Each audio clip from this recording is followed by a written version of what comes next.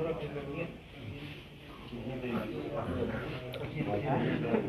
Sir, आज की press वार्ता किन विषयों को? देखिए, आज हमने chief election commissioner of India को, चीफ इलेक्टोरल ऑफिसर JNK को और डिस्ट्रिक्ट इलेक्शन ऑफिसर को रिप्रेजेंटेशंस दी हैं कि चिनैनी घोरडी के चुनाव को रद्द किया जाए। इसमें बहुत बड़े पैमाने के ऊपर धांधलियाँ हुई हैं, करप्ट प्रैक्टिसेस हुई हैं, EVMs के साथ छेड़छाड़ हुई है,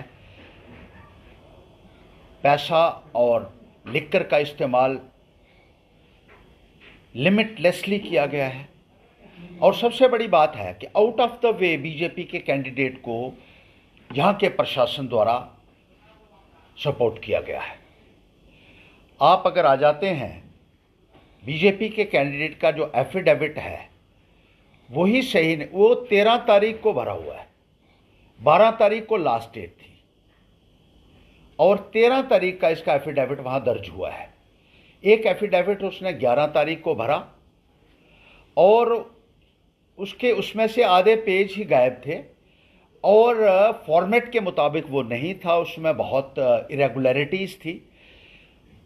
रिटर्निंग ऑफिसर ने उसको कहा कि तेरे एफिडेविट में खामियां हैं, तो 13 तारीख को उसका एफिडेविट एक्सेप्ट किया गया, जो रिटर्निंग ऑफिसर एक्सेप्ट नहीं कर सकता था क्योंकि 12 तारीख को ही लास्ट डेट थी नॉमिनेशन भरने की।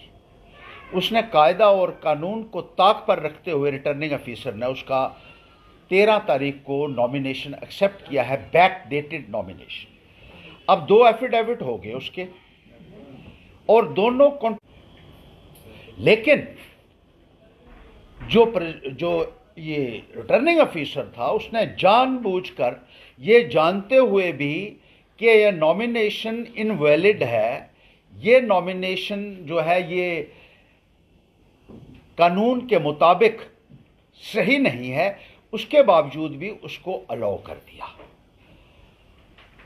कॉलम खाली हो तो नॉमिनेशन रिजेक्ट हो जाता है और इलेक्शन नहीं आदमी लड़ सकता है। ये आज तक कहीं भी ऐसा नहीं हुआ है कि नॉमिनेशन फॉर्म पे आपने भरा ना हो, कॉलम खाली रखा हो और किसी को भी इलेक्शन लड़ने की इजाज़त मिली हो।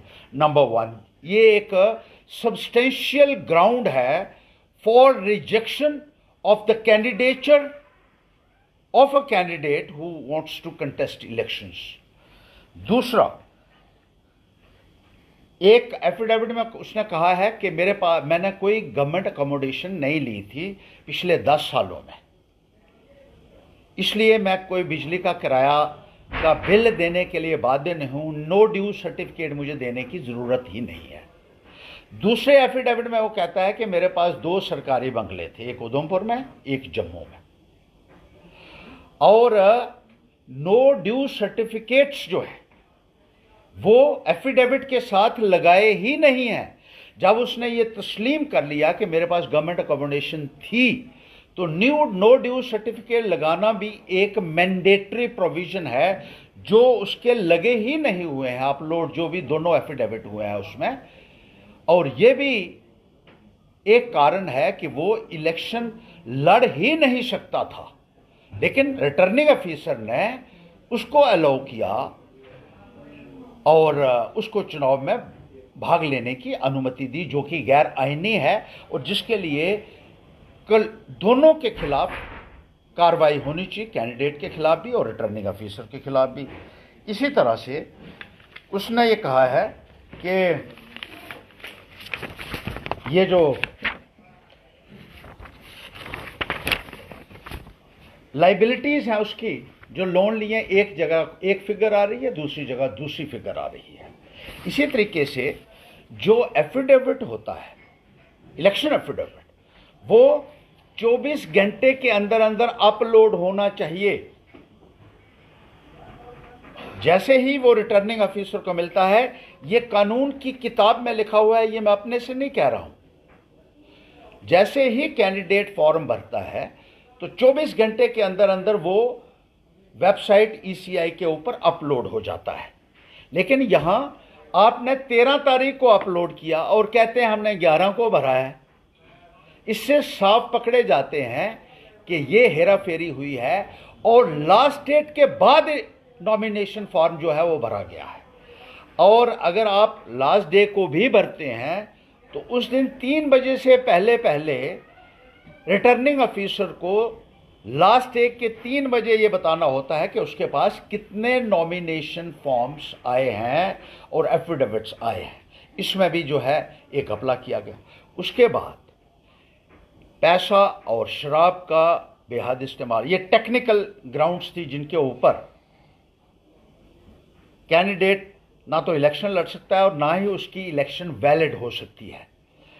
पैसे का इस्तेमाल हुआ, शराब का इस्तेमाल हुआ, साड़ियाँ बांटी, कोई कार्रवाई नहीं हुई। सीधा स्पष्ट इसका यही अर्थ निकलता है कि प्रशासन पूरी तरीके से लगा हुआ था भारतीय जनता पार्टी की कैंडिडेट की मदद करने के लिए, और मशीनों में भी टैंपरिंग हुई है।